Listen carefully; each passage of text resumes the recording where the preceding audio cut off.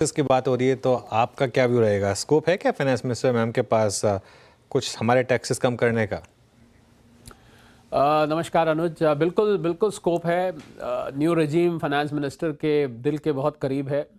2/3 tax payers अब new रजीम में आ चुके हैं, हम सब जानते हैं। ओल्ड रजीम को थोड़ा सा सौतेला सा बना दिया गया, उस पर अब छेड़खानी नहीं होती। शायद वो जाने वाली है अभी या आने वाले कुछ सालों में।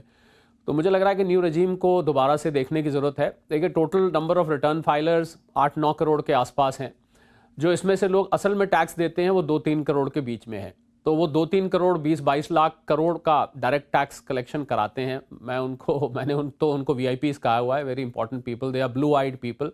उनको उनके बारे में कुछ सोचना चाहिए। आप उन्हीं लोगों से बार बार टैक्स लें, उन्हीं लोगों से और ज़्यादा टैक्स लें, मुझे लगता है ये ठीक नहीं है। बिल्कुल मैं नीलेश भाई की बात से भी सहमत हूँ कि बहुत सारी मछलियाँ बाहर घूम रही हैं, उनके लिए नेट बिछाना चाहिए, उनको पकड़ना चाहिए। जैसे बड़े किसान हैं, बहुत पॉलिटिकली सेंसिटिव इशू है, शायद उसको ना ही छेड़ा जाए, पर ऐसा मेरा मानना है कि जो बहुत बड़े किसान हैं उनके ऊपर अब इट्स हाई टाइम कि आप एग्रीकल्चर टैक्स टॉप लेवल के किसानों पर भी लगाएं, और बहुत सारे लोग बाहर टैक्स नेट से उनको टैक्स में लाएं। न्यू रजीम की बात करें तो अनुज, मुझे लगता है कि स्लैब 3 लाख से शुरू होता है। 3 की बजाय 5 लाख करा जाना बहुत रैशनल रहेगा, कोई बहुत ज़्यादा फर्क नहीं पड़ेगा इससे। ये सच है कि ज़्यादातर टैक्स पेयर्स 10 लाख से नीचे के हैं, तो उससे टोटल रेवेन्यू कलेक्शन में उतना फ़र्क नहीं पड़ता है, नंबर ऑफ टैक्स पेयर्स का फ़र्क पड़ जाता है। और उसके अलावा सैलरी वाले ज़्यादा मार खाते हैं, सैलरी वालों से ज़्यादा टैक्स भी आता है। 75,000 की स्टैंडर्ड डिडक्शन उनको दी थी न्यू रजीम में, वो 1 लाख करना उसके लिए मुझे लगता है वो बहुत बड़ी बात नहीं होगी अगर कर दी जाए। और अभी मैं प्रधानमंत्री जी जब घुस रहे थे अपना पार्लियामेंट सेशन का कुछ इनिशियल बात कर रहे थे, तो उन्होंने कहा मिडिल क्लास पे महालक्ष्मी की कृपा रहे। तो मुझे लगता है महालक्ष्मी की कृपा यही हो सकती है कि उनको कुछ टैक्स में रिलीफ आना चाहिए। इसके अलावा अब मिडिल क्लास की डेफिनेशन भी मुझे लगता है अनुज के चेंज हो गई है। अब पहले 5-6 लाख को मिडिल क्लास देखा जाता था, अब 15 लाख तक आप आराम से मिडिल क्लास ऊपर के लेवल पे बात कर रहा हूँ, आप अज्यूम कर सकते हैं। तो 15 लाख के बाद आप 30% लगाना शुरू कर देते हैं। इस लिमिट को बढ़ा के 20 लाख कर देना चाहिए, क्योंकि 30% आप 15 लाख से लगाते हैं। और उसके अलावा आप 7-7.5 लाख तक एक 87A की रिबेट होती है 25,000 रुपए की, वो भी अब बढ़ा के 10 लाख तक कर देनी चाहिए।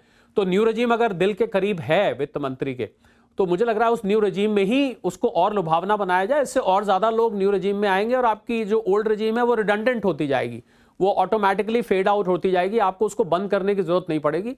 और जिस सिंप्लीफाइड टैक्स स्ट्रक्चर की हम बात कर रहे थे पिछली बजट में, मैं अनाउंसमेंट सुनी थी, आप ही के चैनल पे था, और मुझे लगता है उसकी भी कुछ हमें सुनने को मिल सकता है कि एक बहुत सिंप्लीफाइड, आसान, सेल्फ कंप्लाइंट, आप खुद ही पढ़ के और आसानी से टैक्स दे सकते हैं।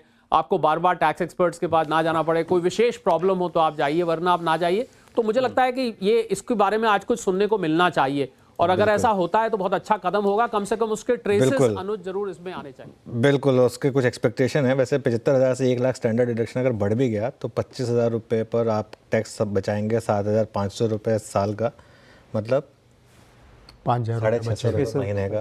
क्या करेंगे इस धनराशि का? लेकिन एक चीज़ बताऊं, शरद जी ने कही कि 15 लाख वाले मिडिल क्लास में, मुझे तो फिर आज भी ना फीलिंग मिडिल क्लास की होती है वैसे, मतलब फ्रैंकली जो 10-15 साल पहले फीलिंग थी ना, वही आज भी फीलिंग होती है। खैर, एक बार नीलेश भाई के पास चलते